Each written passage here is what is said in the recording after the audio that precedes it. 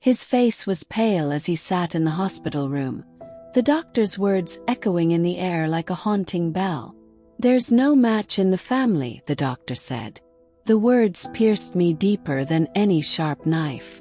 I watched my husband, Obinna, as his face twisted in confusion, disbelief, and then something I feared more, realization. Obinna turned to look at me, his eyes full of questions that my mouth could not answer. His lips moved, trying to form words, but he was too stunned. The silence in the room swallowed us whole. It was the moment I feared would come, the moment all my secrets unraveled. Years ago, I was a young woman with big dreams and small means. I loved Obinna, but life with him was not easy. He worked hard, but the money he brought home was never enough. Rent, bills, and medical expenses piled up, and soon I found myself drowning in stress. The love between Obinna and me was real, but love couldn't pay for the electricity or put food on the table. That was when I met Chief Okeke. He was a wealthy man, known around the community for his influence and power. I was introduced to him at a party I attended with a friend. He was older, confident, and had the kind of money that could solve my problems overnight. Chief Okeke noticed me, and before long, he was showering me with attention and gifts, new clothes, jewelry, and even cash. He made me feel special, desired, in a way I hadn't felt in years. I tried to resist at first, but my circumstances kept pushing me closer to him. Started with simple favors.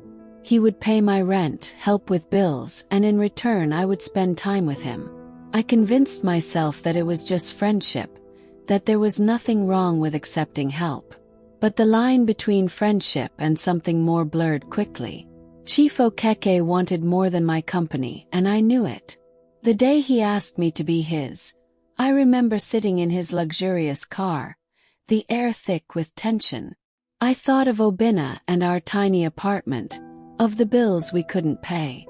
I thought of how tired Obinna looked every night, how he worked so hard but we still had nothing. Said yes. Chief Okeke became my escape from poverty. He was generous, giving me everything I needed and more. He took me to fancy hotels, bought me clothes I could never have dreamed of, and gave me money whenever I asked. But there was a price. He wanted my body, my time, and eventually he wanted a child. He was a man used to getting what he wanted, and I, desperate for stability, gave in. When I found out I was pregnant, my heart sank. Chief Okeke was thrilled. He said he wanted a child to carry on his name. I knew that having this child would change everything. I was terrified, but I also knew I couldn't tell Obinna the truth. He loved me, trusted me, and I couldn't bear to lose him.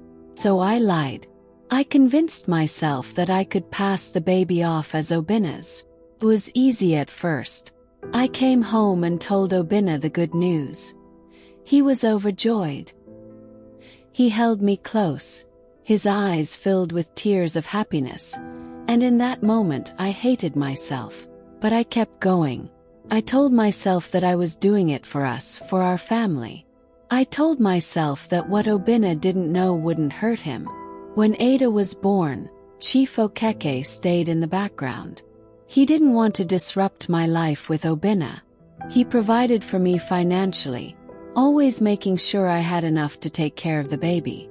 A year later I got pregnant again, and once more I claimed the child was Obinna's. Chidi was born, and Obinna loved him as his own, never questioning anything. But now, as we sat in the hospital room, the truth had come crashing down. Our son, Chidi, needed a blood transplant, and no one in the family was a match. The doctor's words were like a death sentence, hanging in the air, heavy and unavoidable. Obinna looked at me, his eyes full of hurt, confusion, and betrayal. He didn't say a word, but he didn't have to. I could see it in his eyes, he knew. As we drove home from the hospital, the silence in the car was suffocating. I could feel the weight of Obina's disappointment, his anger, his heartbreak. I wanted to reach out to him, to explain, to say something that would make it all better, but I knew that there was nothing I could say. The truth had destroyed everything. At home, Obina walked straight to the bedroom without a word. I sat down on the couch, burying my face in my hands. Guilt choked me, made my heart ache. I looked around the house, our home. Every picture on the wall, every piece of furniture, held memories of the family we built together. But those memories were now tainted by my lies. I thought of Ada and Chitty, our beautiful children who had no idea what was happening. They trusted us, they loved us, and they didn't deserve this. And I thought of Chief Okeke, the man who had given me everything I thought I needed, but at a cost too great to bear. The worst was yet to come, and deep down I knew it. The days that followed were unbearable. Obina didn't speak to me. Not a word, not a glance. He avoided eye contact, and the distance between us grew wider each passing day. He spent most of his time in the bedroom or out of the house. The once warm home filled with laughter and love now felt like a cold, empty shell. The weight of my lies pressed down on me, suffocating me, and I wished I could go back in time and undo it all. The children sensed something was wrong. Ada, our eldest, asked me why Daddy was so quiet, why he didn't come to dinner anymore. I tried to smile, to reassure her that everything was okay, but I knew she could see through me. Children are far more perceptive than we give them credit for. I saw the worry in her eyes, and it broke my heart to know that I was the reason for it. One evening I decided to try and talk to Obina. I couldn't take the silence anymore. It was eating me alive. I waited until the children were asleep and walked into the bedroom. He was sitting on the edge of the bed, staring at the floor, lost in thought. I hesitated for a moment, then took a deep breath and spoke. "Obina," I said softly, my voice trembling. "We need to talk." He didn't respond. His eyes remained fixed on the floor, his face expressionless. I stepped closer, my heart pounding in my chest. "I'm so sorry," I whispered, tears welling up in my eyes. "I never meant for any of this to happen. I made mistakes, terrible mistakes, but I love you. I love our family." He looked up at me then, his eyes filled with a pain so deep that it took my breath away. He shook his head, his lips pressed tightly together. When he finally spoke, his voice was barely a whisper. "Why, Amaka?" he asked, his voice cracking. "Why did you do this to me? To us?" I opened my mouth to answer, but no words came. How could I explain my desperation, my fear, my greed?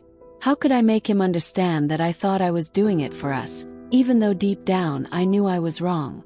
I thought it was for the best, I finally managed to say, my voice breaking. I didn't want us to struggle. I wanted a better life for us, for the children. I know it was wrong, but You lied to me, Amaka, he said, his voice rising. You made me believe that Ada and Chitty were mine. You made me love them, raise them, and now I find out they aren't even mine. How could you do that? Tears streamed down my face as I knelt before him, my hands clasped together. Please, Obina, please forgive me. I love you, I love our children. I know I don't deserve it, but I'm begging you. He stood up abruptly, stepping away from me. I don't even know who you are anymore, he said, his voice full of bitterness. Everything we had was a lie. How am I supposed to forgive you for that? I watched as he left the room, slamming the door behind him. I sat on the floor, sobbing, my heart shattered into a million pieces. I had lost him, and I knew it. My lies had destroyed the man I loved, the family we had built, and there was no going back. The next morning, Obina was gone. He left a note on the kitchen table, a short message saying he needed time to think. I read the note over and over, my hands trembling. He hadn't taken any of his belongings, and I hoped that meant he would come back. But the house felt emptier than ever without him, and the silence was deafening. I tried to keep things as normal as possible for the children. I got them ready for school, packed their lunches, and walked them to the bus stop. I forced a smile, told them that Daddy would be back soon, that everything was okay. But Ada looked at me with those big, questioning eyes, and I knew she didn't believe me. As I walked back to the house, I felt a deep emptiness settle in my chest. The weight of my mistakes was unbearable, and I didn't know how much longer I could keep going. I had hurt the people I loved most in the world, and I didn't know if I could ever make it right. Days turned into weeks, and still, there was no word from Obinna. I called him, left messages, but he never answered. I even went to his workplace, but his colleagues said he had taken some time off. The uncertainty was killing me. I missed him, and I hated myself for what I had done. One afternoon, as I sat on the couch, staring at the phone, there was a knock on the door. My heart leaped, and I rushed to open it, hoping it was Obinna. But it wasn't. It was Chief Okeke. He stood there, dressed in his usual expensive attire, his face showing concern. "Amaka, I heard what happened," he said, stepping inside without waiting for an invitation. "I came to check on you." I swallowed hard, my stomach churning. Seeing him there in my home felt wrong.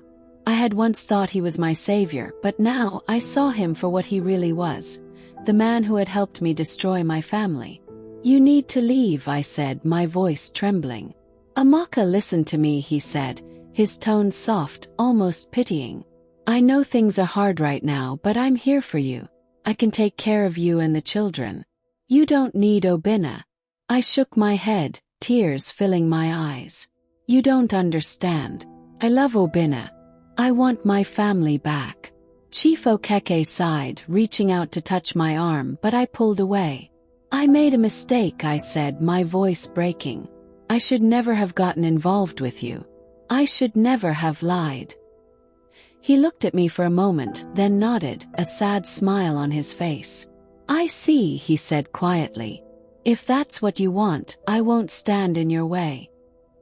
He turned and left, closing the door behind him.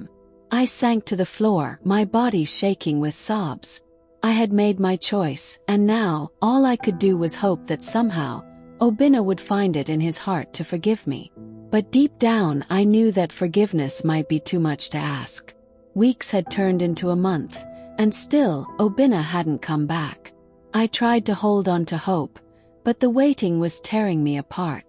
I went through the motions every day, trying to be strong for Ada and Chitty.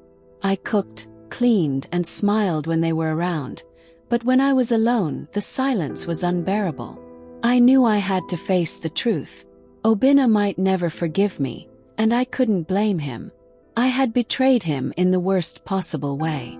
I thought about reaching out to his family to ask if they had seen him, but I was too ashamed. What would I even say? How could I explain my actions to them when I couldn't even forgive myself? One afternoon, as I sat by the window, staring out at the empty street, I heard the sound of a car pulling up outside. My heart leaped, and I rushed to the door, hoping it was Obinna. I opened the door, and there he was, standing by the car, looking tired and worn. His clothes were wrinkled. His eyes had dark circles underneath, and his face looked as if he hadn't slept in days. "Obinna!" I called, my voice breaking as tears filled my eyes. He looked up at me, his expression unreadable. He didn't say a word as he walked toward me, his steps slow and heavy. I stepped aside, letting him into the house.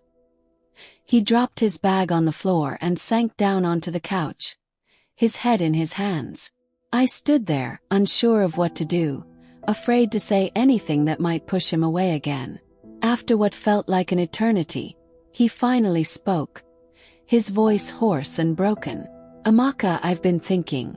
I tried to make sense of everything, but I can't understand why you did this." I sat down across from him, my heart pounding in my chest. "I know I hurt you, Obinna. I know I made terrible choices, And I've regretted every single one of them. I wish I could go back and change everything, but I can't. All I can do is tell you that I love you, and I'm so sorry." He looked up at me, his eyes filled with pain. "Do you even understand what you've done to me, Amaka? I trusted you. I loved you with everything I had, and you lied to me. You made me believe that Ada and Chitty were my children. I loved them as my own, and now I don't even know if I can look at them the same way." My chest tightened and tears spilled down my cheeks. "They are your children, Obinna," I whispered. "Maybe not by blood, but you are their father. You raised them, you loved them, and they love you. Please don't let my mistakes take that away from them. I need you. I need you." He closed his eyes, taking a deep breath. "I don't know if I can ever forgive you, Amaka," he said, his voice trembling. "I don't know if I can ever trust you again, but I can't just walk away from them either. They're innocent in all of this." I nodded, my heart aching. "I understand. I know it will take time, and I'm willing to wait for as long as it takes. I just want a chance to make things right, to be the family we once were." Obinna was silent for a long moment. Then he stood up, picking up his bag. "I need some time, Amaka," he said, his voice strained. "I'm going to stay with my brother for a while. I'll still be here for the children, but I need time to figure things out." My heart sank, but I forced myself to nod. "Okay," I whispered. "Take all the time you need. I'll be here waiting." He looked at me, his eyes filled with a sadness that broke my heart all over again. Then, without another word, he walked out of the house, closing the door behind him. I stood there, staring at the door, my body trembling as tears ran down my face. I knew it wasn't over. There was still hope, but it was fragile, and I had to be careful not to shatter it. I had lost Obinna's trust, and I knew it would take a miracle to get it back. But I also knew that I couldn't give up. Not on him, not on our family. That evening, I sat down with Ada and Chitty, trying to explain in the simplest way possible why Daddy wasn't coming home just yet. Ada looked up at me, her eyes wide and worried. "Is it because you and Daddy had a fight?" she asked, her voice trembling. I nodded, my heart breaking as I looked at her. "Yes, sweetheart. Daddy and I are trying to work things out, but sometimes it takes a little time." Chitty, who was too young to understand fully, just stared at me, his big eyes filled with confusion. "Daddy will come back?" he asked, his voice small. I forced a smile, reaching out to pull both of them into my arms. "Yes, baby. Daddy will come back. He loves you both very much." As I held them close, I realized just how much I had to fight for. I had hurt Obinna deeply, but I still had my children, and I had to be strong for them. I couldn't let my mistakes destroy them too. I knew the road ahead wouldn't be easy. There were no guarantees that Obinna would ever forgive me, no promises that we could go back to the way things were.